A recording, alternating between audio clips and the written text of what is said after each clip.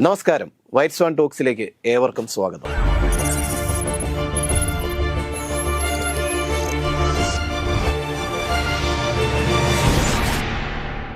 അൻവറിന്റെ UDF പ്രവേശനവുമായി ബന്ധപ്പെട്ട് വളരെ നാളായി നീണ്ടു നിൽക്കുന്ന അഭ്യൂഹങ്ങൾക്ക് വിരാമമായിരിക്കുന്നു. സുപ്രധാനമായ ചില രാഷ്ട്രീയ നീക്കങ്ങളാണ് നടന്നുകൊണ്ടിരിക്കുന്നത്. കഴിഞ്ഞ ദിവസങ്ങളിലൊക്കെയായി തന്നെ അൻവറിനെ ചുറ്റിപ്പറ്റിയാണ് നമ്മുടെ രാഷ്ട്രീയ കേരളം മുന്നോട്ട് പോകുന്നത്.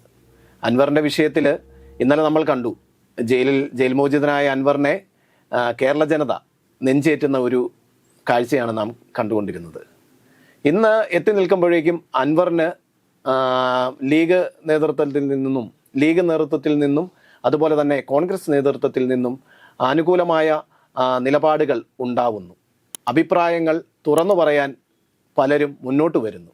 ഇതൊക്കെ തന്നെ ഒരു അൻവറിൻ്റെ സ്വീകാര്യത ആ നേതാക്കൾ തിരിച്ചറിയുന്നു എന്നതിൻ്റെ ഒരു ലക്ഷണമായിട്ട് നമുക്ക് കണ്ടുകൂടെ? തീർച്ചയായും അൻവറിൻ്റെ നീക്കം യഥാർത്ഥത്തിൽ ഒരു 3-4 ദിവസം മുന്നേ വരെ അൻവറിൻ്റെ നീക്കങ്ങൾ, രാഷ്ട്രീയപരമായ ഭാവി എന്താവും, അദ്ദേഹത്തിൻ്റെ നീക്കം എല്ലാ പലതരങ്ങളിലും പാളിപ്പോയല്ലോ എന്നുള്ള ചർച്ചയായിരുന്നു കേരള രാഷ്ട്രീയത്തിൽ ഉയർന്നിരുന്നത്. കാരണം നമുക്കറിയാം, സെപ്റ്റംബർ മാസം 30-ം തീയതിയാണ് PV അൻവർ CPM-നെതിരെ കടുത്ത നിലപാടുകൾ സ്വീകരിക്കുകയും 8.5 വർഷക്കാലം CPM-ആയിട്ടുള്ള ബന്ധം അദ്ദേഹം പൊട്ടിച്ച് വലിച്ചെറിഞ്ഞ് വലിയ പോരാട്ടത്തിലേക്ക് ഇറങ്ങുകയൊക്കെ ചെയ്യുന്നത്. അതിനുശേഷം നടന്ന നിരവധി പത്രസമ്മേളനങ്ങൾ, രാവിലെ ഉച്ചയ്ക്കും വൈകുന്നേരമൊക്കെ പത്രസമ്മേളനം നടത്തുകയും പൂർണ്ണമായും ശ്രദ്ധാകേന്ദ്രം അൻവറിലേക്ക് മാറുകയൊക്കെ ചെയ്തു. കേരളം മുഴുവൻ എന്താണ് അൻവർ പറയുന്നു എന്ന് കേൾക്കുന്നതിലേക്ക് വരുന്നു. ഒരുപാട് വിമർശനങ്ങൾ, അതുപോലെ തന്നെ അഴിമതിയുടെ കഥകൾ, CPM-ഉം അതുപോലെ തന്നെ മുഖ്യമന്ത്രിയുടെ ഓഫീസും ഒക്കെ ആയി ബന്ധപ്പെട്ടുള്ള നിരവധി വിഷയങ്ങളാണ് അദ്ദേഹം എടുത്ത് വലിച്ചു പുറത്തിട്ടത്. മാത്രമല്ല, ഈ MR അജിത് കുമാറിനെ പോലുള്ള ഉന്നതനായ പോലീസ് ഓഫീസർമാരും മുഖ്യമന്ത്രിയുടെ പൊളിറ്റിക്കൽ സെക്രട്ടറിയും അല്ലെങ്കിൽ മുഖ്യമന്ത്രിയുടെ ഓഫീസിനെ നിയന്ത്രിക്കുകയൊക്കെ ചെയ്യുന്ന ആഭ്യന്തര വകുപ്പിനെ പൂർണ്ണമായും ചലിപ്പിച്ചുകൊണ്ടിരിക്കുന്ന P ശശിക്കെതിരെ അൻവർ നടത്തിയ വലിയ അധിക്ഷേപം, ഇത്തരം വിഷയങ്ങളൊക്കെ കേരളത്തെ യഥാർത്ഥത്തിൽ ഞെട്ടിപ്പിക്കുന്നതായിരുന്നു. പിന്നെ മാത്രമല്ല, നിരവധിയായ സ്വർണ്ണക്കള്ളക്കടത്ത് കേസിൽ പോലീസ് ഓഫീസർമാർ പങ്കുപറ്റുന്നു എന്നൊക്കെ തുടങ്ങിയിട്ടുള്ള നിരവധി തെളിവുകൾ സഹിതമുള്ള നിരവധി ആരോപണങ്ങളാണ് അദ്ദേഹം ഉന്നയിച്ചിരുന്നത്. പല നേതാക്കന്മാർക്കെതിരെയും അദ്ദേഹം ചില ആരോപണങ്ങൾ ഉന്നയിക്കുന്ന കാഴ്ച നമ്മൾ കണ്ടു. ഇതൊക്കെ കേരള രാഷ്ട്രീയത്തിൽ വലിയ തിരിച്ചടി CPM-ന് ഉണ്ടാക്കും, LDF-ന് ഉണ്ടാക്കും എന്നുള്ള ഒരു രാഷ്ട്രീയ സ്ഥിതി ഉണ്ടാക്കിയെടുക്കാൻ വേണ്ടിയിട്ട് PV അൻവറിന് കഴിഞ്ഞു എന്നുള്ളതാണ്. യഥാർത്ഥത്തിൽ ഇപ്പോൾ നോക്കൂ, ഏറ്റവും അവസാനമായി വന്നു നിൽക്കുന്ന വന ഭേദഗതി ബില്ലിനെതിരെ യഥാർത്ഥത്തിൽ UDF അല്ലെങ്കിൽ കേരള കോൺഗ്രസ് പോലെയുള്ള പാർട്ടികൾ നടത്തേണ്ടിയിരുന്ന ഒരു സമരമാണ് PV അൻവർ ഏറ്റെടുക്കുകയും PV അൻവർ അത് വലിയ രീതിയിൽ രാഷ്ട്രീയ ആയുധമാക്കി എടുക്കുകയൊക്കെ ചെയ്യുന്ന കാഴ്ച നമ്മൾ കണ്ടത്. നോക്കൂ, ഈ PV അൻവർ കഴിഞ്ഞ ദിവസം നിലമ്പൂരിൽ ഒരു ആദിവാസി യുവാവ് കാട്ടാനയുടെ ചവിട്ടേറ്റ് മരണമടഞ്ഞ സംഭവത്തിൽ അദ്ദേഹം വളരെ പെട്ടെന്ന് തന്നെ രാഷ്ട്രീയ നീക്കം നടത്തുകയും വലിയൊരു സമരം നടത്തുകയും ആ സമരത്തിന്റെ ഭാഗമായി ഈ DF ഓഫീസിനെതിരെ കല്ലെറുണ്ടാകുകയും ചില കേടുപാടുകളൊക്കെ സംഭവിക്കുകയും ഈ PV അൻവറിനെതിരെ കേസെടുക്കാൻ വേണ്ടി പോലീസ് തീരുമാനിക്കുന്നു. അന്ന് രാത്രി തന്നെ PV അൻവറിനെ അറസ്റ്റ് ചെയ്യുന്നു, തവനൂർ ജയിലിലേക്ക് കൊണ്ടുപോകുന്നു. നോക്കൂ, 16 മണിക്കൂർ നേരത്തിന് ശേഷം അദ്ദേഹം ജാമ്യം കിട്ടി പുറത്തിറങ്ങിയെങ്കിൽ പോലും PV അൻവർ എന്ന രാഷ്ട്രീയ നേതാവ്, അദ്ദേഹം നിലമ്പൂരിൽ MLA ആണ്, ഒരു രാഷ്ട്രീയ നേതാവ് എന്നുള്ളതിലോ അല്ലെങ്കിൽ ഒരു ജനപ്രതിനിധി എന്ന രീതിയിലോ അദ്ദേഹത്തിന് കിട്ടേണ്ടിയിരുന്ന ചില ആനുകൂല്യങ്ങൾ ലഭിച്ചില്ല. ഒരു വളരെ കൊടും ക്രിമിനലിനൊക്കെ അറസ്റ്റ് ചെയ്യുന്ന പോലെ അന്ന് രാത്രി തന്നെ അറസ്റ്റ് ചെയ്യുകയൊക്കെ ചെയ്തത് യഥാർത്ഥത്തിൽ PV അൻവറിനെ സ്റ്റാറാക്കാൻ വേണ്ടി തന്നെയാണെന്നാണ് ഞാൻ വിശ്വസിക്കുന്നത്. ഇപ്പോൾ പോലീസുകാർ യഥാർത്ഥത്തിൽ അദ്ദേഹത്തെ സഹായിക്കുകയാണ് ചെയ്തത്, അല്ലെങ്കിൽ ആഭ്യന്തര വകുപ്പ് എന്താണ് ഉദ്ദേശിച്ചത്? PV അൻവറിനെ അറസ്റ്റ് ചെയ്ത് അദ്ദേഹത്തെ മാനസികമായി തകർക്കാൻ വേണ്ടിയാണ് മുഖ്യമന്ത്രിയുടെ ഓഫീസും അതുപോലെ തന്നെ ആഭ്യന്തര വകുപ്പും തയ്യാറായതെങ്കിൽ, പക്ഷേ നേരെ തിരിച്ചാണ് സംഭവിച്ചത്. കാരണം PV അൻവർ ആദ്യം നമുക്കറിയാം DMK-യിൽ പോകാൻ വേണ്ടി നീക്കം നടത്തുന്നു, അത് നടന്നില്ല. പിന്നീട് തൃണമൂൽ കോൺഗ്രസിൽ പോകാൻ ശ്രമിക്കുന്നു, അത് നടന്നില്ല. പിന്നീട് കോൺഗ്രസിലും ലീഗിലോ ഒക്കെ ചേക്കേറാൻ വേണ്ടിയൊക്കെ ശ്രമം നടത്തിയെങ്കിൽ പോലും അതിനൊക്കെ തിരിച്ചടികളായിരുന്നു. ഇപ്പൊ കോൺഗ്രസിന് നമുക്കറിയാം, ഇപ്പൊ VD സതീശനെതിരെ അദ്ദേഹം നടത്തിയിരുന്ന ചില ആരോപണങ്ങൾ, സാമ്പത്തിക ആരോപണങ്ങൾ, അഴിമതി ആരോപണങ്ങളൊക്കെ ഉണ്ടായിരുന്നു. മാത്രമല്ല, ഇപ്പൊ മുഹമ്മദ് ഷിയാസ്, ഇപ്പം എറണാകുളം ജില്ലാ പ്രസിഡന്റ് ആയിരിക്കുന്ന DCC പ്രസിഡന്റ് ആയിരിക്കുന്ന മുഹമ്മദ് ഷിയാസിനെതിരെയൊക്കെ വ്യക്തിപരമായ അധിക്ഷേപം നടത്തി.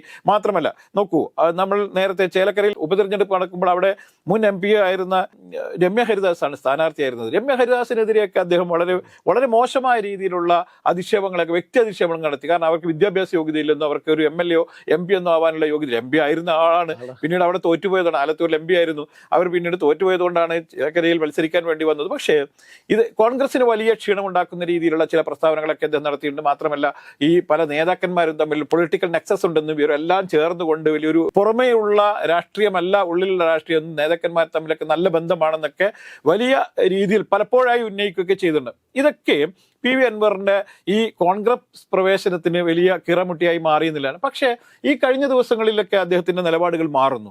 അദ്ദേഹത്തിന്റെ ലക്ഷ്യം എന്ന് പറയുന്നത് അദ്ദേഹത്തിന്റെ പാർട്ടി UDF എത്തുക എന്നുള്ളതാണ്. അത് ഇന്ന് വളരെ വ്യക്തമായി കഴിഞ്ഞിരിക്കുന്നു. അദ്ദേഹത്തിന്റെ പാർട്ടിയിൽ ആളുകൾ, ഇന്ന് രാവിലെ അദ്ദേഹം നടത്തിയ പത്രസമ്മേളനത്തിൽ അദ്ദേഹം പറഞ്ഞിരിക്കുന്നത് CPM-ലും മറ്റ് ചില ഇടത് പാർട്ടികളിലൊക്കെ അസ്വസ്ഥരായിരിക്കുന്ന നിരവധി നേതാക്കന്മാരുണ്ടെന്നും അവരുമായി ഞാൻ വളരെ വ്യക്തമായി സംസാരിച്ചിട്ടുണ്ട് ഈ വിഷയമെന്നും അത് ഈ അദ്ദേഹം ഉണ്ടാക്കുന്ന പാർട്ടി UDF-ൽ കൃത്യമായി പ്രവേശനം ലഭിക്കുകയാണെങ്കിൽ നിരവധി നേതാക്കന്മാർ എന്റെ കൂടെ വരും എന്നാണ് അദ്ദേഹം പറഞ്ഞിരിക്കുന്നത്. ഇങ്ങനെയുള്ള നേതാക്കന്മാരെ അൻവർ നേരത്തെ തന്നെ പോയി കണ്ടിട്ടുണ്ടാവണം. തീർച്ചയായും അദ്ദേഹം നേരത്തെ തന്നെ പറഞ്ഞിട്ടുണ്ട്. അതായത് ഈ CPM-നെതിരെയും മുഖ്യമന്ത്രിയുടെ ഓഫീസിനെതിരെയും അദ്ദേഹം അതിശക്തമായ നിലപാട് സ്വീകരിക്കുകയും ഈ ഗോവിന്ദ മാഷുമായിട്ട് ഞാൻ ഈ വിഷയം സംസാരിച്ചെന്നും ഗോവിന്ദ മാഷ് അന്ന് വിദേശത്തായിരുന്നെന്നും തിരിച്ചെത്തിയതിനു ശേഷം നിങ്ങൾ ഒരു രേഖാമൂലം ഒരു പരാതി തരൂ, ഞാൻ അന്വേഷിക്കാം, അതിൽ കൃത്യമായ നിലപാട് എടുക്കും എന്നൊക്കെ പറഞ്ഞിരുന്ന അൻവറിനെ പിന്നീട് ഗോവിന്ദ മാഷ് വലിയ രീതിയിൽ പരിഗണിച്ചില്ല എന്നാണ്. മുഖ്യമന്ത്രിയോടും അദ്ദേഹം വളരെ കൃത്യമായി പറഞ്ഞിട്ടുണ്ട്. അദ്ദേഹം ആവശ്യപ്പെട്ട എന്താണ്, P ശശിക്കെതിരെ നിലപാട് സ്വീകരിക്കണം. കാരണം P ശശിയാണ് യഥാർത്ഥത്തിൽ പല അഴിമതിക്കും കൂട്ടുവെക്കുന്നതും പല പോലീസ് ഓഫീസർമാർക്കും സഹായങ്ങൾ ചെയ്തു കൊടുക്കുന്നത് P ശശിയാണ് എന്നും P ശശിയെ ആ സ്ഥാനത്ത് നിന്ന് മാറ്റണം എന്നായിരുന്നു അദ്ദേഹത്തിന്റെ ഏറ്റവും വലിയ ആവശ്യം. ഇടതുപക്ഷ സഹയാത്രി എന്നുള്ള രീതിയിൽ അദ്ദേഹം CPM-ന്റെ മെമ്പർഷിപ്പിലേക്ക് ഒന്നും വന്നില്ലെങ്കിൽ പോലും അദ്ദേഹം ഒരു സ്വതന്ത്ര LDF MLA എന്നുള്ള രീതിയിൽ അദ്ദേഹത്തിന് ഇത് പറയാനുള്ള റൈറ്റ് ഉണ്ട് എന്നുള്ളത് കൊണ്ട് തന്നെയാണ് അദ്ദേഹം ഇത് പറഞ്ഞത്. പക്ഷേ അദ്ദേഹത്തിന് പിന്നീട് ഇവർ സ്പേസ് കൊടുക്കാതിരിക്കുകയാണ് ചെയ്തത്. മാത്രമല്ല പിന്നീട് PV അൻവറിനെതിരെ മുഖ്യമന്ത്രിയും അതുപോലെ തന്നെ CPM-ന്റെ നേതാക്കന്മാരും ഉന്നയിച്ചിരുന്ന ഏറ്റവും വലിയ ആരോപണം എന്ന് പറയുന്നത് അദ്ദേഹം ചില വർഗീയ കക്ഷികളുടെ തടവറയിലാണെന്നും അദ്ദേഹത്തിന്റെ പിന്നിൽ ആര് എന്നുള്ള ചോദ്യമായിരുന്നു അന്ന് ഉയർന്നത്. PV അൻവറിന്റെ പിറകിൽ ആര് എന്നുള്ള ചോദ്യത്തിന് കൃത്യമായിട്ട് CPM വിശദീകരണം കൊടുത്തത് വർഗീയ ഫാസിസ്റ്റ് ശക്തികളാണ് PV അൻവറിന്റെ പിന്നിലുണ്ടെന്നും അദ്ദേഹത്തിന് ഈ ന്യൂനപക്ഷ ചില വിഘടനവാദികൾ അല്ലെങ്കിൽ വർഗീയ ശക്തികൾ അദ്ദേഹത്തിന് സഹായം ചെയ്തു കൊടുക്കുന്നു എന്നുള്ള ആരോപണങ്ങളൊക്കെ ഉന്നയിച്ചു. അതിലൂടെ കൃത്യമായി പിണറായി വിജയൻ ലക്ഷ്യമിട്ടത് എന്താണെന്ന് പറഞ്ഞാൽ ഇലക്ഷന് ശേഷം ഈ ന്യൂനപക്ഷങ്ങൾ ഞങ്ങളുടെ കൂടെ നിൽക്കുന്നില്ല എന്ന് വ്യക്തമായതോടുകൂടി ഭൂരിപക്ഷ വർഗീയതയെ പ്രോത്സാഹിപ്പിക്കുകയും പ്രീണിപ്പിക്കുകയും അവരുടെ വോട്ട് മേടിച്ച് അടുത്ത പ്രാവശ്യം അധികാരത്തിൽ വരാൻ പറ്റുമോ എന്നുള്ളൊരു നീക്കമാണ് ഈ പിന്നീട് പിണറായി വിജയൻ നടത്തിയത്. ഇപ്പൊ നമുക്ക് നോക്കൂ, പാലക്കാട് ഇലക്ഷന് സമയത്ത് ഏറ്റവും കൂടുതൽ ആരോപണം ഉന്നയിച്ചത് പാണക്കാട് തങ്ങൾക്കെതിരെയായിരുന്നു. നേരത്തെ പതിവില്ലാത്ത രീതിയിൽ മുഖ്യമന്ത്രി പാണക്കാട് തങ്ങൾക്കെതിരെ ആരോപണം ഉന്നയിക്കുന്നു, അദ്ദേഹം അത് വീണ്ടും ആവർത്തിക്കുകയൊക്കെ ചെയ്യുന്നു എന്ന് പറഞ്ഞാൽ കൃത്യമായ ഒരു സന്ദേശം കൊടുത്തിരിക്കുന്നു. ന്യൂനപക്ഷങ്ങൾ ഞങ്ങൾക്കൊപ്പമില്ലെന്നും ഞങ്ങൾ ന്യൂനപക്ഷത്തിന്റെ ഒപ്പമില്ലെന്നുമുള്ള കൃത്യമായ സന്ദേശമാണ് CPM അല്ലെങ്കിൽ മുഖ്യമന്ത്രിയൊക്കെ പിണറായി വിജയനൊക്കെ നൽകാൻ വേണ്ടി ശ്രമിച്ചത്. ഇത് യഥാർത്ഥത്തിൽ ലീഗിനെയും വല്ലാത്ത രീതിയിൽ അസ്വസ്ഥരാക്കിയിരിക്കുന്നു എന്ന് നമ്മൾ കാണേണ്ടതുണ്ട്. നേരത്തെയൊക്കെ എന്തൊക്കെ അഭിപ്രായ ഭിന്നത ഉണ്ടാവുമ്പോഴും ലീഗ് നേതാക്കന്മാർക്കൊക്കെ വലിയ പരിഗണന കൊടുത്തിരുന്ന മുഖ്യമന്ത്രിയും ഒക്കെ CPM. പക്ഷേ കഴിഞ്ഞ കാലങ്ങളിലൊക്കെ വലിയ രീതിയിൽ ന്യൂനപക്ഷത്തെ കടന്നാക്രമിക്കുന്ന രീതിയിൽ വിജയരാഘവനൊക്കെ വയനാട്ടിൽ നടത്തി പ്രസംഗിക്കുന്ന യഥാർത്ഥ ന്യൂനപക്ഷങ്ങൾക്കെതിരെയുള്ള വലിയ കടന്നാക്രമണമായിട്ട് തന്നെയാണ് ലീഗ് കാണുന്നത്. ലീഗ് അതിൽ വളരെ പരസ്യമായി പ്രതിഷേധിച്ചിരുന്നു. നമുക്കറിയാം ഈ രാഹുൽ ഗാന്ധിയും അതുപോലെ തന്നെ പ്രിയങ്ക ഗാന്ധിയൊക്കെ വിജയിച്ചത് ഈ ഇത്തരത്തിലുള്ള ഈ വർഗീയ ശക്തികളുടെ വോട്ട് മേടിച്ചിട്ടാണ്, ന്യൂനപക്ഷ വർഗീയത പ്രോത്സാഹിപ്പിച്ചൊക്കെയാണെന്നുള്ള ആരോപണമാണ് വിജയരാഘവൻ ഉന്നയിച്ചത്. പിന്നീട് അത് മഹാരാഷ്ട്രയിൽ ഒരു മന്ത്രി പോലും പിന്നീട് കേരളം ഒരു മിനി പാകിസ്ഥാനാണെന്ന് പറയുന്ന രീതിയിൽ ദേശീയ തലത്തിൽ തന്നെ വലിയ ആരോപണങ്ങളൊക്കെ വഴിവെച്ചിട്ടുണ്ട്. പിന്നെ മാത്രമല്ല മുഖ്യമന്ത്രിയുടെ ഈ ഹിന്ദുവിലുണ്ടായ ഒരു ഇന്റർവ്യൂവുമായി ബന്ധപ്പെട്ട് മലപ്പുറം ജില്ലയെ അധിക്ഷേപിക്കുന്ന രീതിയിലുള്ള വലിയ ചർച്ച ഉണ്ടായി. കാരണം ഏറ്റവും കൂടുതൽ ആരാണ് ഈ സ്വർണ്ണക്കടത്തിന്റെ പിന്നിലിരുന്നതും അത് ഈ ന്യൂനപക്ഷ ഇതുമായി ബന്ധപ്പെട്ട വിഭാഗങ്ങൾക്കിടയിലാണ് ഏറ്റവും കൂടുതൽ കേസുകളെന്നും മലപ്പുറത്ത് മാത്രം എന്തുകൊണ്ടാണ്, അപ്പം നമുക്കറിയാം എയർപോർട്ട് ഇരിക്കുന്ന മലപ്പുറത്താണ് എന്നുള്ളത് കൊണ്ടാണ് ഇത് റിപ്പോർട്ട് ചെയ്യപ്പെടുന്നത്. പക്ഷേ അദ്ദേഹം അതിന് അങ്ങനെയല്ല കണ്ടിരുന്നത്. അപ്പോൾ അത് പിന്നീട് അത് വലിയ വിവാദമാവുകയും എൻ്റെ അനുമതിയില്ലാതെ കൂട്ടിച്ചേർത്തു എന്നൊക്കെ പറഞ്ഞുകൊണ്ട് അദ്ദേഹം എസ്കേപ്പ് ചെയ്യുന്ന കാഴ്ചയൊക്കെ കണ്ടു. പക്ഷെ നമ്മൾ ആലോചിക്കേണ്ട ഒരു സംഭവം, ഇത്തരം വിഷയങ്ങളെല്ലാം ലീഗിനെ വല്ലാതെ അസ്വസ്ഥരാക്കിയിരിക്കുന്നുവെന്നും അതുകൊണ്ട് PV അൻവർ ഇപ്പോൾ ഉന്നയിച്ചിരിക്കുന്ന വന ഭേദഗതി ബില്ലുമായി ബന്ധപ്പെട്ട് PV അൻവർ നടത്തിയിരിക്കുന്ന സമരം യഥാർത്ഥത്തിൽ UDF നടത്തേണ്ട സമരമായിരുന്നു. ഇപ്പൊ ഇന്ന് PV അൻവർ വാർത്താ സമ്മേളനത്തിൽ പറഞ്ഞതാണ്, ഇത് ഞാൻ തുടങ്ങി വെച്ചു എന്നേ ഉള്ളൂ, ഈ സമരം UDF ഏറ്റെടുക്കണം. കാരണം ഏതാണ്ട് 63 നിയോജക മണ്ഡലത്തിലെ ജനങ്ങളെ നേരിട്ട് ബാധിക്കുന്ന വിഷയമാണ് ഈ വന ഭേദഗതി ബില്ലുമായി ഉണ്ടായിരിക്കുന്നത്. ഫോറസ്റ്റ് ഓഫീസർമാർക്ക് കൂടുതൽ അധികാരങ്ങൾ കൊടുക്കുന്നതോടുകൂടി അധികാരം ഉപയോഗിച്ചുകൊണ്ട് ഇവർ ഗുണ്ടായിസം നടത്തുന്ന രീതിയിലേക്കാണ് കാര്യങ്ങൾ പോകുന്നതെന്നും ഇത് അപകടകരമാണെന്നും പലരുടെയും ഭൂമി എൻക്രോച്ച് ചെയ്യുന്ന രീതിയിലേക്ക് വനം വകുപ്പ് ഏറ്റെടുക്കുന്ന രീതിയിലേക്ക് കാര്യങ്ങൾ പോകുന്നുവെന്നും അതുപോലെ തന്നെ അടിക്കാടുകളിലുള്ള കാടൊക്കെ വെട്ടിക്കളഞ്ഞതിന്റെ ഫലമായിട്ടാണ് കാട്ടാനകൾ അവിടെ ഭക്ഷണമില്ലാത്തതുകൊണ്ടാണ് കാട്ടാന പുറത്തിറങ്ങുന്നതെന്നും ഈ വന്യജീവികൾക്ക് വനത്തിനുള്ളിൽ കഴിയാൻ പറ്റാത്തൊരു സാഹചര്യം സൃഷ്ടിച്ചത് ഫോറസ്റ്റ് ഓഫീസർമാർ നേതാക്കന്മാരും ഒക്കെ ചേർന്നാണെന്നും അവർ വലിയ ഗുണ്ടാ പ്രവർത്തനമാണ് ഇപ്പം തന്നെ നടത്തിക്കൊണ്ടിരിക്കുന്നതെന്നും വേട്ട നടത്തുന്നു ഒക്കെ പറഞ്ഞുകൊണ്ടുള്ള വലിയ ആരോപണങ്ങൾ ഉന്നയിച്ചിരിക്കുന്നത്. അതുപോലെ തന്നെ വനഭേദഗതി ബില്ലിൽ ഒപ്പിടാൻ തോമസ് മന്ത്രിയായാൽ നടക്കില്ലെന്നുള്ളതുകൊണ്ടാണ് ശശീന്ദ്രൻ ഇപ്പോഴും മാറ്റാതെ പ്രവർത്തിക്കുന്നതെന്നും ആ പാർട്ടിയുടെ ദേശീയ അധ്യക്ഷൻ പറഞ്ഞിട്ട് പോലും ആ പാർട്ടിയുടെ മന്ത്രിയെ മാറ്റാൻ വേണ്ടി തയ്യാറാവാത്ത മുഖ്യമന്ത്രിക്ക് കൃത്യമായി ഒരു ഗൂഢാലോചനയുണ്ട്, അജണ്ടയുണ്ട് എന്ന് പ്രഖ്യാപിച്ചുകൊണ്ടാണ് PV അൻവർ ഇന്ന് ആഞ്ഞടിച്ചിരിക്കുന്നത് നമ്മൾ കാണേണ്ടത്. അതുകൊണ്ട് ഈ ഒരു രാഷ്ട്രീയ സാഹചര്യത്തിൽ PV അൻവറിനെ കൂട്ടാതെ ഇനി UDF മുന്നോട്ട് പോകാൻ പറ്റാത്ത ഒരു രാഷ്ട്രീയ സാഹചര്യം PV അൻവർ ഉണ്ടാക്കിയിരിക്കുന്നുള്ള നമ്മളിൽ കാണുന്നത്. ഡ്രൈവിംഗ് സീറ്റില് അൻവർ എത്തുക UDF മുന്നണിയിൽ തന്നെ. ഇപ്പോൾ ഞാൻ മനസ്സിലാക്കി കാണുന്നത് താങ്കൾ പറഞ്ഞതുപോലെ PV അൻവർ യഥാർത്ഥത്തിൽ ഒരു വ്യക്തി എന്നതിനേക്കാൾ ഉപരിയായിട്ടൊരു പാർട്ടിക്ക് മുഴുവനായിട്ടുള്ള അല്ലെ ഒരു പാർട്ടി ഒരു മുന്നണിയുടെ സംവിധാനത്തിൽ മൊത്തത്തിൽ നിൽക്കുന്ന ഒരു വ്യക്തിയാണ് അൻവർ. ഇപ്പൊ ഈ ഒരു UDF മുന്നണിക്ക് ആകമാനം നോക്കിക്കാണുമ്പോൾ ആ മുന്നണിക്ക് ചെയ്ത് ഫലിപ്പിക്കാൻ പറ്റാത്ത ഒരു കാര്യത്തെ അല്ലെ കൊണ്ടുവരാൻ പറ്റാത്ത ഒരു പ്രശ്നത്തെയാണ് അൻവർ മുന്നോട്ട് വെക്കുന്നത്. ഇപ്പോൾ ഈ സമരത്തില് അല്ലെങ്കിൽ ഈ അഭിപ്രായങ്ങൾക്ക് അവിടെ ഒന്നും തന്നെ അൻവറിന് ആരോടും ആലോചിക്കേണ്ടതായ ആവശ്യങ്ങളില്ല. അൻവർ തൻ്റെ നിലപാടുകൾ, തൻ്റെ അഭിപ്രായങ്ങൾ, തൻ്റെ സമരമുറകൾ ഇതെല്ലാം തന്നെ അൻവർ എന്താ പറയുന്നത് പെട്ടെന്ന് തന്നെ അൻവർ പ്രാവർത്തികമാക്കുന്നത് നമ്മൾ കണ്ടു. അല്ല, അതൊരു ഒരു പ്രായോഗിക രാഷ്ട്രീയക്കാരന്റെ ചടുലതയോടുകൂടിയാണ് വിഷയങ്ങളെ സമീപിക്കുന്നത് എന്നുള്ളതാണ്. അവിടെയാണ് ഈ അൻവറിന് ഇപ്പൊ കിട്ടിയിരിക്കുന്ന ഗ്രേസ് മാർക്ക് എന്ന് പറയുന്നത്. അതൊരു അഡ്വാൻറ്റേജ് അല്ലേ? തീർച്ചയായും. അപ്പൊ അൻവർ ഇന്ന് രാവിലെ നടത്തിയ പത്രസമ്മേളനം നടത്തുന്നു, ഉച്ചയോടുകൂടി അദ്ദേഹം പാണക്കാട് തങ്ങളെ കാണാനെത്തുന്നു. പാണക്കാട് തങ്ങളുമായി ഇപ്പൊ കൊടപ്പനക്കൽ തറവാട്ടിൽ എത്തുന്ന അൻവർ പ്രതീക്ഷയേക്കാൾ ഏറെ വലിയ സ്വീകാര്യത ലഭിക്കുന്നു.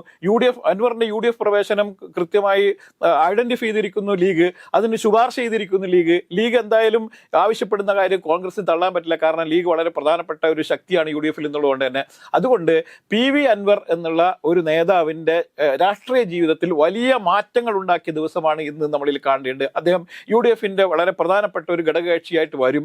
തീർച്ചയായും അദ്ദേഹത്തിന്റെ കൂടെ നിരവധി ആളുകളും വരും, പല പാർട്ടികളിൽ നിന്ന് ആളുകൾ വരും. ഞാൻ പ്രതീക്ഷിക്കുന്ന CPM തന്നെ കുറെ ആൾക്കാർ വരും തന്നെയാണ്. കാരണം അസ്വസ്ഥരായിരിക്കുന്ന പല നേതാക്കന്മാരുമായിട്ടും നേരത്തെ PV അൻവർ പലതരത്തിലുള്ള ചർച്ചകൾ നടത്തിയിട്ടുണ്ട്. S രാജേന്ദ്രനെ പോയി കണ്ടു കഴിഞ്ഞ ദിവസം. അങ്ങനെ പല നേതാക്കന്മാരെയും രഹസ്യമായും പരസ്യമായും ഒക്കെ അൻവർ കണ്ടിട്ടുണ്ട്. ഈ പാർട്ടിയിൽ ഭിന്നത ഉണ്ടായ കാലത്ത് ഇപ്പൊ ഈ 3 മാസം മുന്നേ തന്നെ അദ്ദേഹം ഭിന്നത ഉണ്ടായി പുറത്തു വന്ന സമയത്ത് തന്നെ അദ്ദേഹം പറയുന്നുണ്ട്, ഞാൻ പല CPM പല നേതാക്കന്മാരെയും കണ്ടിട്ടുണ്ട്, അവർ അസ്വസ്ഥരാണ്. ഈ പാർട്ടിയുടെ നിലപാടും ഇവരുടെ ഈ വളരെ വലതുപക്ഷ വ്യതിയാനം, അതായത് CPM ഉണ്ടായിരിക്കുന്ന ഈ വലതുപക്ഷ വ്യതിയാനത്തിൽ അസ്വസ്ഥരായിരിക്കുന്ന നിരവധി കമ്മ്യൂണിസ്റ്റുകളുണ്ട്, യഥാർത്ഥ കമ്മ്യൂണിസ്റ്റുകളുണ്ടെന്നും അവർ പിണറായിസത്തെ എതിർക്കുകയാണ്. അതുകൊണ്ട് പിണറായിസത്തെ അവസാനിപ്പിക്കുകയാണ് എന്റെ രാഷ്ട്രീയ ലക്ഷ്യമെന്നാണ് അദ്ദേഹം പ്രഖ്യാപിച്ചിരിക്കുന്നത്. അപ്പൊ ഇത് അൻവർ വളരെ കൃത്യമായ പ്ലാൻഡ് ആയിട്ടുള്ള നീക്കാണ്. നമ്മൾ പലപ്പോഴും വിചാരിച്ചു അൻവറിന്റെ കാലിടറി എന്നൊക്കെ ഞാൻ തന്നെ പലപ്പോഴും പറഞ്ഞിട്ടുണ്ട്, അൻവറിന്റെ കാലിടറി. പക്ഷെ അൻവർ ഇപ്പോൾ എടുത്തിരിക്കുന്ന സ്റ്റാൻഡ് ഒരു പ്രായോഗിക രാഷ്ട്രീയക്കാരന്റെ കൃത്യമായ ചടുലമായ നീക്കമായിട്ട് തന്നെ നമ്മളിൽ കാണേണ്ടതുണ്ട്. ഇനി അൻവറിനെ UDF അങ്ങനെ തള്ളാൻ പറ്റില്ല. കാരണം അൻവർ പ്രതിപക്ഷ നേതാവിന് പോലും ഉന്നയിക്കാൻ പറ്റാത്ത നിരവധി ആരോപണങ്ങളാണ് ഈ ഭരണകക്ഷിയായ അവരുടെ ഒപ്പം 1.5 വർഷക്കാലം ഒപ്പമുണ്ടായിരുന്ന ഒരു ഇടതുപക്ഷ സഹയാത്രികനായിരുന്ന നിലമ്പൂരിന്റെ MLA ആണ് ആഞ്ഞടിച്ചുകൊണ്ട് പിണറായിക്കെതിരെയും CPM പല നേതാക്കന്മാർക്കെതിരെയും അതുപോലെ തന്നെ മുഖ്യമന്ത്രി ഓഫീസിനെതിരെയും പോലീസ് ഡിപ്പാർട്ട്മെന്റിനെതിരെയൊക്കെ ആഞ്ഞടിച്ചത്, ഇപ്പോൾ വനംവകുപ്പിനെതിരെ ആഞ്ഞടിച്ചിരിക്കുന്നു. അങ്ങനെ എല്ലാ തരത്തിലുമുള്ള കൃത്യമായ ഒരു രാഷ്ട്രീയ നേതാവിന്റെ കൃത്യമായ നീക്കമായിട്ടാണ് നമ്മൾ ഇപ്പോൾ അൻവറിനെ കാണുന്നത്. അതുകൊണ്ട് അൻവറിന്റെ രാഷ്ട്രീയ ജീവിതത്തിൽ വലിയ ചലനങ്ങൾ ഉണ്ടാക്കുന്നു, മാറ്റങ്ങൾ ഉണ്ടാക്കുന്നു. അൻവർ എന്ന രാഷ്ട്രീയ നേതാവ് എന്തായാലും ഉദയം ചെയ്തിരിക്കുന്നു തന്നെയാണ് നമുക്കിൽ പറയാനുള്ളത്. തീർച്ചയായിട്ടും അൻവറിന്റെ രാഷ്ട്രീയവുമായി ബന്ധപ്പെട്ട് അൻവറിന്റെ UDF മുന്നണി പ്രവേശനവുമായി ബന്ധപ്പെട്ട് നാം എത്തി നിൽക്കുന്നത് അല്ലെങ്കിൽ അൻവർ ഇടതുപക്ഷത്തോട് ചേർന്ന് നിന്നപ്പോൾ അൻവറിന് എത്രത്തോളം പ്രിയമായിരുന്നു, അല്ലെ അൻവർ എത്രത്തോളം ഇടതുപക്ഷ പാളയങ്ങൾക്ക് പ്രിയമായിരുന്നു, പിന്നീട് ആ അൻവറിനെ അല്ല നമുക്ക് മുന്നോട്ട് കാണുവാൻ സാധിക്കുന്നത്. കാരണം ഒരു പാർട്ടിയിൽ നിൽക്കുമ്പോൾ, ആ പാർട്ടിക്കുള്ളിൽ നിൽക്കുമ്പോൾ, അല്ല ആ പാർട്ടിയോട് ചേർന്ന് നിൽക്കുമ്പോൾ അവർ പ്രിയപ്പെട്ടതായി മാറും. ആ പാർട്ടിയിൽ നിന്ന് പുറത്തു വരുമ്പോൾ ആ പ്രിയപ്പെട്ടവൻ അല്ല ആ പ്രിയപ്പെട്ടവൾ പിന്നീട് ആ പാർട്ടിക്ക് വിധേയമല്ലാത്ത കൊണ്ട് അവളെ തള്ളിപ്പറയുന്നതാണ് നമ്മൾ കണ്ടുകൊണ്ടിരിക്കുന്നത്. അപ്പം സൈബർ ഇടങ്ങളിൽ ഉൾപ്പെടെ അൻവറിന് ഒരു പ്രത്യേക ഒരു പരിഗണന ഇടതുപക്ഷത്തിന്റെ ആണെങ്കിലും ഒരു പ്രത്യേക പരിഗണന എന്നും ഉണ്ടായിരുന്നു. പക്ഷേ നമ്മൾ ശ്രദ്ധിക്കേണ്ട ഒരു കാര്യം എന്തെന്നാൽ അൻവറിനെ സ്വീകരിക്കുന്ന ആ ഒരു പാർട്ടി ഏത് പാർട്ടിയാണോ, അതിപ്പോൾ കോൺഗ്രസ് അല്ലെങ്കിൽ UDF മുന്നണിയിലേക്ക് കടന്നു വരുമ്പോൾ അൻവറിനെ സ്വീകരിക്കുന്ന ആ ഒരു നേതൃത്വം അല്ലെങ്കിൽ അതിലെ അണികൾ അല്ലെ അതിലെ പ്രവർത്തകർ എല്ലാം തന്നെ ഈ ഇടതുപക്ഷത്ത് നിന്നിരുന്ന ആ അൻവറിനെ ഒന്ന് വീക്ഷിക്കും. കാരണം എങ്ങനെയായിരുന്നു അൻവറിന്റെ പ്രവൃത്തികൾ, കാരണം അൻവറിന്റെ അഭിപ്രായങ്ങളായിക്കോട്ടെ, അൻവറിന്റെ തുറന്നു പറയാനുള്ള ആർജവം അത് തിരിച്ചുള്ള കുന്തമുനകളായി കോൺഗ്രസ് നേതൃത്വത്തിനും അതുപോലെ UDF മുന്നണിയിലേക്കും ഉണ്ടാകുമെന്ന കാര്യത്തിൽ ഒരു സംശയവുമില്ല. അതുകൊണ്ട് തന്നെ അൻവറിനെ ചുറ്റിപ്പറ്റി കേരള രാഷ്ട്രീയം മുൻപോട്ട് വരും ദിവസങ്ങളിൽ കൂടുതൽ കരുത്താർജിക്കുമെന്നതിൽ ഒരു സംശയവുമില്ല. നമുക്ക് വരും ദിവസങ്ങളിൽ കൂടുതൽ വിശേഷങ്ങൾ അറിയാം.